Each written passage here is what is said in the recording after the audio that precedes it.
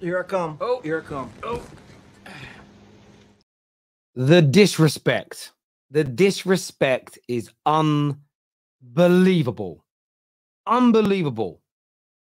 For many years, I have sat on panels, in spaces, doing shows, where whenever players are being compared to one another, the one barometer that I seldom use, because I think it's so flawed. There's so much bias. There's so much. Sometimes it's based on popularity. Sometimes it's about making people feel involved.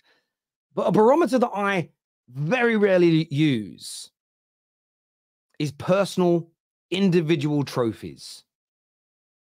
And I always get slammed for this. I get told, you're only doing it because Gerrard got more personal awards than Paul Scholes. And you, the Football Terrace community that know me, you know that's not how I'm built. You know that's not how I operate. I don't create an argument to protect one particular player. I have an overarching view of football. And if it goes against the grain with some of my players, then so be it, because I think overall it's important. But I always get shut down and I always get told, no, Terry, no, Terry, no, Terry, you're wrong. We have to take him seriously. But then what we're faced with every single season is an abomination when it comes to the individual player awards. In the moment, we remember it. But over the course of time, we forget. You can see some of the nominees on here. If Phil Foden or Declan Rice wins Player of the Year, they are not undeserving. They are not undeserving. But the lack of particular names on this list and the inclusion of others by itself is a disgrace. There are individuals that should be in the running for winning this who are not even on the short list. So therefore, how can the award be taken too seriously? Of course, we see Phil Foden, we see Cole Palmer, we see Declan Rice. All should be there. Odegaard should probably be there. Ollie Watkins, 100% should be there. There are some question marks over Haaland. Missed 2 months of the season. Had a bit of a goal-scoring drought. Faced a lot of criticism. But I get why he's there, because it's still record-breaking number of goals that he scores. Isak, a couple of good months. How the hell Van Dijk is on this list is beyond me. Now, this is nothing to do with me having a bias against Liverpool. Van Dijk's one of the best central defenders the world has seen in the past decade. He's amazing. But how is Van Dijk on this list? Above any, and I repeat, above any of the defenders at Arsenal. Namely, Saliba and Gabriel. The best defensive record in the league. The most clean sheets in the league. Individually flawless in the vast majority of games they've played in. How? How is Van Dijk on this list over them? My belief about Player of the Year awards has been the same now for 30-odd years. They include certain players. Some have done okay from multiple clubs to keep everybody interested. Liverpool probably shouldn't have a player on this list. They really shouldn't. They really, really shouldn't. But the fact that Gabriel and Saliba are not on here is a disrespect to Arsenal. And maybe an even bigger disrespect is how on God's green earth is Rodri, City's best player, not on this list. So you may fast forward and in 10 years' time, people say, oh, Declan Rice was great that year. He deserved it. Phil Foden was amazing that season, Terry. He deserved it. Of course, the award is credible. It loses all credibility for me with Rodri not being on that list. It loses every ounce of credibility with his name not being there. Point blank. The award becomes almost pointless. And I've said this before, and I'll say it again and again and again and again and again. This is a popularity contest.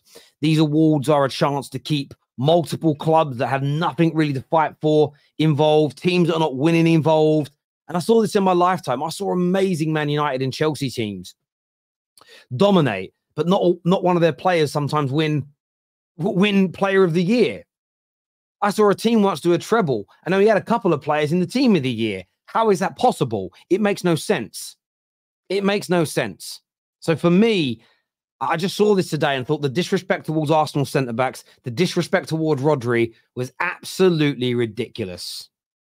Today we are sponsored by Match Bingo, the very best, the premier game to play during Premier League football. It's so simple. You have to be in the UK and over the age of 18, but you get yourself a bingo card, up to 5 per game you can actually get, and then you wait for the events to happen. If you're the first to get a line, you win.